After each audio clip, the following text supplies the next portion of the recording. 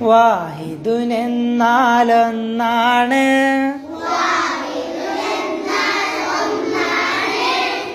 ഇസ്നൈനെന്നാൽ രണ്ടാണ്,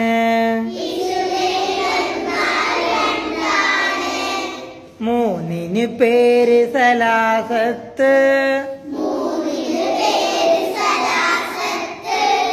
നാലിന് ചൊല്ലും അറുബഅത്ത്,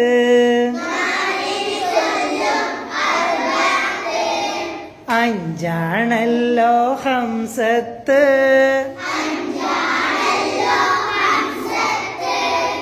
ആറിന് പേര് സിത്തത്ത്, സബഅത്തെന്നത് ഏഴാണ്,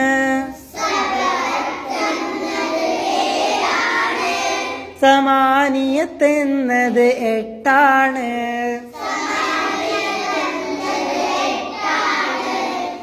ഒമ്പത് തിസ്അത്താണല്ലോ,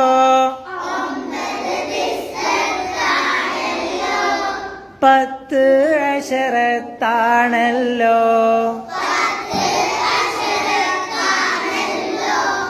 വാഹിദ് തൊട്ട് അശറ വരെ